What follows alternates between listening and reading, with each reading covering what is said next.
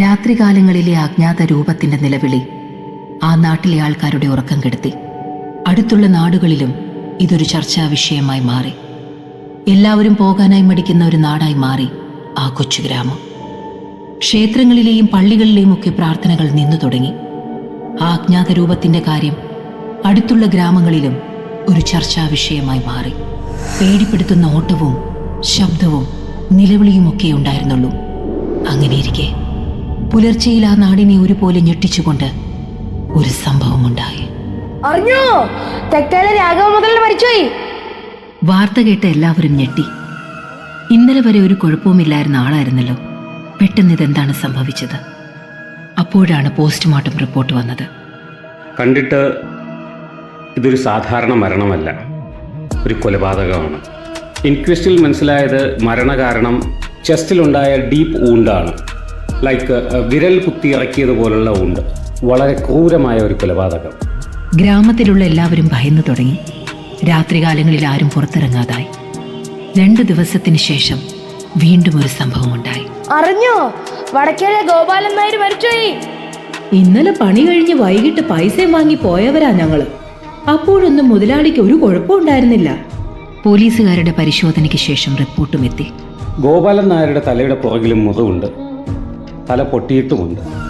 പിന്നെ 2 ദിവസത്തിന് മുമ്പ് രാഘവൻ മുതലാളിക്ക് സംഭവിച്ചതുപോലെ ഗോപാലൻ നായരുടെ നെഞ്ചിലും നഖം കുത്തിയിറക്കിയതിൻ്റെ പാടുണ്ട്. അങ്ങനെയാണ് മരണം സംഭവിച്ചിരിക്കുന്നത്. ഇത് കേട്ട ആളുകൾ എല്ലാവരും ഞെട്ടിവിറച്ചു. ആരാണ്, എങ്ങനെയാണ് ഇതൊക്കെ സംഭവിക്കുന്നതെന്നോർത്ത് ഗ്രാമത്തിലുള്ള എല്ലാവരും ഒരുപോലെ പരിഭ്രാന്തിയിലായി. അപ്പോഴാണ് നാട്ടിലുള്ള തലമൂത്ത ഒരു മുത്തശ്ശിയുടെ ചിരി എല്ലാവരും ശ്രദ്ധിച്ചത്.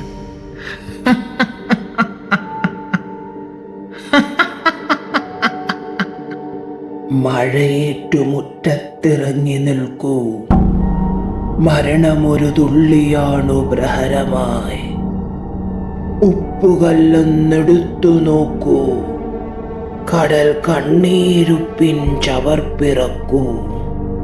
പകയുണ്ട് ഭൂമിക്ക്, പുഴകൾക്ക്, മലകൾക്ക്.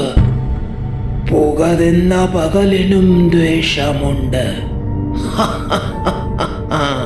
ഇത് ചൊല്ലിക്കൊണ്ട് മുത്തശ്ശി ചിരിക്കുന്നു. എല്ലാവരും മുത്തശ്ശിയെ ശ്രദ്ധിക്കുന്നു. ആൾക്കാരുടെ എല്ലാം ശ്രദ്ധ കണ്ട് മുത്തശ്ശി ഒരു കഥ പറയാൻ തുടങ്ങി. പണ്ട് മലയുടെ അപ്പുറത്ത് മേലേപ്പാട്ട് ഗ്രാമത്തിൽ പാവപ്പെട്ട ഒരു കുടുംബം താമസിച്ചിരുന്നു. ബാലനും ഭാര്യ രമയും അവരുടെ ഒറ്റ മകൾ സാവിത്രിക്കുട്ടിയും വലിയ കഷ്ടപ്പാടിലും ദാരിദ്ര്യത്തിലുമായിരുന്നു അവർ കഴിഞ്ഞിരുന്നത്.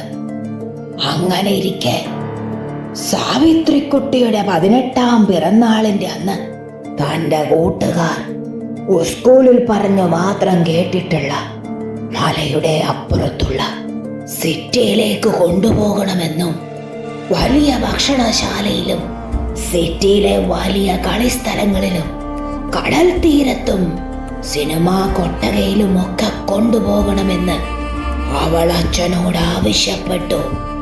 എന്നിട്ട് എന്തു സംഭവിച്ചുവെന്നോ? പക്ഷേ തന്റെ കയ്യിൽ അതിനുള്ള പണമൊന്നും ഇല്ലല്ലോ എന്നോർത്ത് അയാൾ വിഷമത്തിലായി. കുഞ്ഞാദ്യമായി ഒരാഗ്രഹം പറഞ്ഞതല്ലേ. അതോർത്തപ്പോ അയാൾ നാട്ടിലുള്ള പ്രമാണിമാരുടെ കയ്യിൽ നിന്നും പലിശയ്ക്ക് പണം കടം വാങ്ങി. അങ്ങനെ കുട്ടിയുടെ ആഗ്രഹം സാധിച്ചു കൊടുത്തു. പക്ഷേ വിചാരിച്ച പോലെ അയാൾക്ക് പണം തിരിച്ചു കൊടുക്കാൻ കഴിഞ്ഞില്ല. പറഞ്ഞ സമയത്ത് തിരിച്ചു കൊടുക്കാത്തത് കൊണ്ട് മുതലാളിമാരെല്ലാം ബാലന്റെ വീട്ടിൽ കയറി സാവിത്രിക്കുട്ടിയെയും ഭാര്യയും ഒക്കെ ഉപദ്രവിച്ചു. താൻ കുറച്ചു പൈസ കടം വാങ്ങിയതിന്റെ പേരിലാണോ ഇത്രയും അവരെ ഉപദ്രവിച്ചതെന്ന് അയാൾ ചോദിച്ചു. ദേഷ്യം വന്ന മുതലാളിമാരിൽ ഒരാൾ പറഞ്ഞു, നീ പറഞ്ഞ സമയമൊക്കെ കഴിഞ്ഞു. ഇനി വൈകിയാൽ നിന്റെ ഭാര്യയും കുട്ടിയുമടക്കം ആ കൂരയിലിട്ട് കത്തിക്കും. ഇത് കേട്ട ബാലൻ ഒരു കല്ലെടുത്ത് മുതലാളിയുടെ നെറ്റിക്കെറിഞ്ഞു. അങ്ങുന്നിനെ അടിച്ചു എന്ന് പറഞ്ഞ് കുറച്ചാളുകൾ ബാലനെ ഉപദ്രവിക്കാൻ തുടങ്ങി. മുതലാളി പറഞ്ഞു, ഇവനെ ആ പിന്നാമ്പുറത്തിട്ട് തല്ലിക്കൊല്ല്. ആ തള്ളയും മോളും ഇനി ഇവനെ കാണരുത്. അങ്ങനെ ബാലനെ ആ പിന്നാമ്പുറത്തെ കൂരയിലിട്ട് തല്ലിക്കൊന്നു. വിവരമറിഞ്ഞ ഭാര്യയുടെ മാനസിക നില തെറ്റി. അവൾ ആത്മഹത്യ ചെയ്തു. താൻ കാരണമാണോ തന്റെ അച്ഛൻ ഇങ്ങനെ സംഭവിച്ചതെന്നോർത്ത് സാവിത്രിക്കുട്ടിയും നെഞ്ചുപൊട്ടി കരയാൻ തുടങ്ങി. അവളുടെ സങ്കടം കണ്ട അവളുടെ മുത്തശ്ശി അവളോട് പറഞ്ഞു, തന്റെ അച്ഛന്റെ രക്തം വീണ് ഈ മണ്ണിൽ തന്നെ ആ പ്രമാണിമാരുടെയും രക്തം വീഴണം. എങ്കിലേ അച്ഛന്റെ ആത്മാവിന് നിത്യശാന്തി ലഭിക്കൂ. ദേഷ്യം കൊണ്ട് ചുവന്ന സാവിത്രിക്കുട്ടി മുതലാളിമാരുടെ വീട്ടിലേക്ക് ചെന്നു. പക്ഷേ അവളെയും അവർ ക്രൂരമായി കൊന്നുകളഞ്ഞു. അവൾക്ക് ഈ ലോകത്തിലേക്കും ഏറ്റവും വലുത് അവളുടെ അച്ഛനും അമ്മയുമായിരുന്നു. അവരോടൊപ്പമുള്ള ജീവിതമായിരുന്നു. പക്ഷെ മരിച്ചു കഴിഞ്ഞും ഗതി കിട്ടാത്ത ആത്മാവായി അവൾ അവിടെയൊക്കെ അലയാൻ തുടങ്ങി. തൻ്റെ അച്ഛനെ കൊന്ന ഓരോരുത്തരെയും അവൾ കൊല്ലാൻ തുടങ്ങി. എല്ലാവരുടെ മരണവും ഒരേപോലെ നെഞ്ചിൽ നഖം കൊണ്ട് കുത്തിയിറക്കിയിരിക്കുന്നു. മേലെ പാട്ട് നടന്നതുപോലെ തന്നെയാ ഇവിടെയും നടക്കുന്ന മരണം. ഈ ഭൂമിയിൽ ജീവിക്കാൻ എല്ലാവർക്കും അവകാശമുണ്ട്. ഗതി കിട്ടാതലയുന്ന സാവിത്രിയുടെ പ്രതികാരം